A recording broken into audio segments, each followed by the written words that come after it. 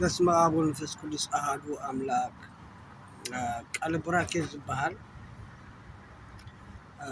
ናይ አቦና ቅዱስ አብርሃም ይስሐቅ ያዕቆብ ዝነበረ ካብ ወረራት ናይ ብኤርሸባ ምስ ተባዝሑ ኣብ ብኤርሸባ ምስ ተባዝሑ ድሓር ፈርዖን ሕግታት ከቆይሙ ከሎ ዮሴፍ ዝበሃል ናብ ግብፂ ተሰዲዱ ዮሴፍ ናብ ግብፂ ክስደድ እንከሎ እዞም ትግርኛ ቋንቋ ዝዛረቡን ኣምሓርኛ ዝዛረቡን ብጥንቁልና ዝኣምኑ ግብፃውያን እዮም። ኣምሓርኛን ትግርኛን ዝዛረቡ ግብፅ ተብሎ ይጠራሉ። አማርኛና ትግርኛ ቋንቋ የሚናገሩ ግብፅ ተብሎ ይጠራሉ። ከዛ በኋላ ወደ ግብፅ ከግብጾች ጋር ሲያድግ ግብጾች በጣም ጨካኞች ናቸው፣ ይጨክናሉ። ትግርኛ ተናጋሪዎችና አማራ የሚናገሩ ናቸው ግብፅ የሚባሉ። ከዛ ወረራ ገጠመ። ወረራ የሚመጣ በምንድን ነው ስንል አንድ በቋንቋ፣ ሁለት በሃይማኖት፣ ሶስት ደግሞ በስራ በአኗኗር ዘዴ የሰዎች ትግል አያውቁም። ኃይለ ሥላሴ መጣ ተገደለ፣ መንግስቱ ኃይለ ማርያም መጣ ተገደለ፣ ሌላ መጣ ተገደለ፣ ገደለ ይባላል እንጂ በቃ ተገደለ ገደለ ተገደለ። ሀሬነ ገደለ የሚባል ሰፈር አለ በደቀ መሐረ። የግብጾች የሰሩት ስራ የግብፅ ጠንቋዮች ከኛ በፊት እኛ ሳንወለድ ውጊያ ተካሂዶ ነበረ በምጽዋ በዘጠናዎቹ በጣም ሰፊ የሆነ ውጊያ ተካሂዷል በግብፅ ምድር። ምጽዋ ጠንቋዮች አሉ። እኛ ተወልደን ያደግንበት አገር መሬታችን ለቀን እንድንወጣ ስርሒት ፈንቅል ብሎ ጠሩት። ኦኬ፣ ይሄ አሰራር አደገኛ አሰራር ነው። ይሄ አሰራር አደገኛ ነው። ህዝባችን ቁጥራቸው በየቁጥራቸው በተወለዱበት ቀን ይቆጥራሉ ማለት ነው። ህፃናቶች ከተወለዱ ህፃናት እንግደላሉ። ወንዶች ሴቱን ወንድ ትሆን ወንድና ሴት ከገደል የዚህ አገር የሰው አቅምና ቴክኖሎጂ አሰራር እንሰርቃለን። አስር የሚባል ልጅ ካደገ ከገደልከው ህፃን ይከሳል። ህፃን ይገድላል። ህፃን ከገደልክ ያንተ ህፃንም ይገደላል። አንተ ልጅ በስንት ቀን እንደወለድክ ያውቀሃል። ሴት ልጅ በስንት ቀን እንደወለደችው ትታወቃለች።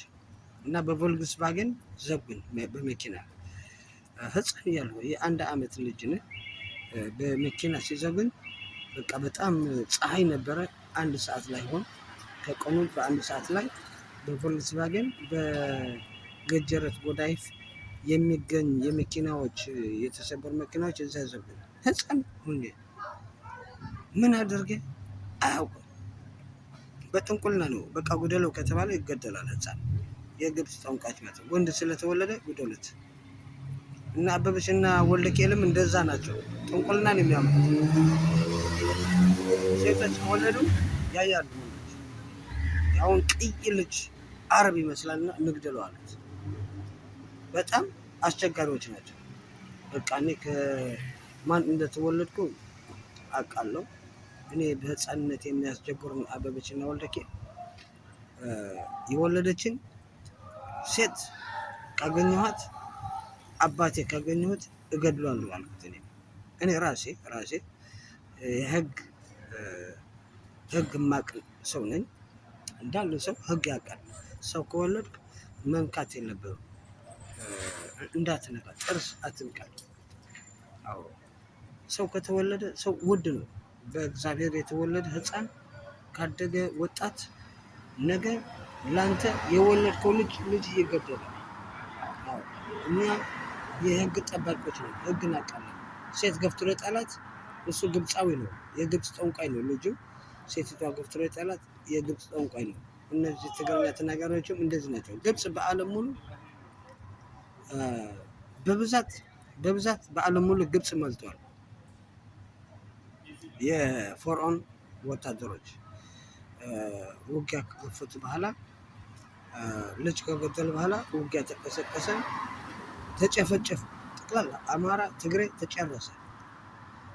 አረቦችም ተጨረሱ፣ ፈረንጆችም ተጨረሱ። ለምንድን ነው እናንተ እየሰራን የምታስቸግረን? ውጊያ ትፈልጋለህ? ወታደር የእስራኤል ትሆናለህ? የእስራኤል ወታደር መሆን ከፈለግ መጀመሪያ እግዚአብሔር ማመን አለ። ይሄ አቋም የእግዚአብሔር ነው። ልጅ ወልደሃል፣ ልጅ ገድልሃል፣ አንተ የእስራኤል አይደለህም ተባለ። ኢሳያስ ገድልሃል አንተ። ኢሳያስ ማለት የእስራኤል ስም ነው። ሚካኤል ማለት የእስራኤል ስም ነው። አንተ ማን ነው ስምህ?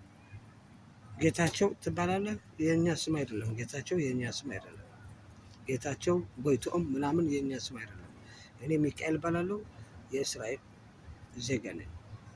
ከዛ በኋላ ውጊያ ከተቀሰቀሰ በኋላ አማርኛና ትግርኛ ከተማርኩ በኋላ ቆኖ እርሻ ሰፊ እስከ ነው ጎንደር እርሻ አድርገናል። ሰፊ የሆነ እርሻዎች ከተደረገ በኋላ ቆኖ ኢሳያስ ንግድ ነው፣ ጭንቅላት አለው፣ ጥርስ አውልቀ ንግድ ነው፣ ቆንጆ ነው፣ አረብ ይመስላል ይላሉ። ምንድን ነው የምታየው? ይሄ እንደዚህ አድርገህ ምን አገኘህ? ያገኘውን ነገር አለ? በዲፕሎማሲ ተሸንፈሃል፣ በስራ ተሸንፈሃል። አሁን የመጣ የሰራ ነው እኛ ስራ አንተ አባትህ፣ እናትህ፣ እህትህ እዛ ከኛ ጋር አትሰራም።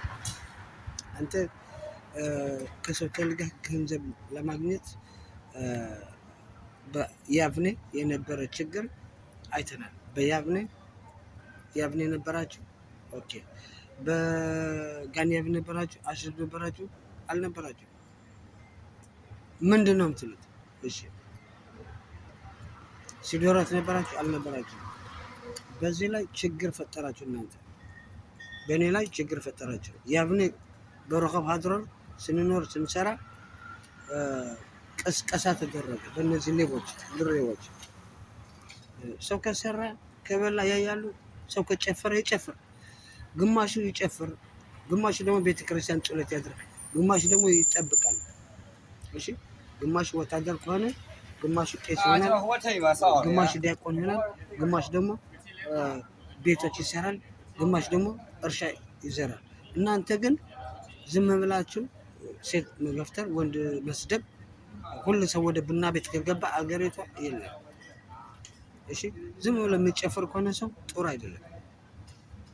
ህፃናት አሉ ካደጉ ነገ ወታደሮች ሆነው አገር ይጠብቃሉ፣ ለሀገር ጸሎት ያደርሳሉ። እንደዚህ ነው እንጂ ዝም ብላችሁ ክፉ ማሰብ ጥሩ አይደለም።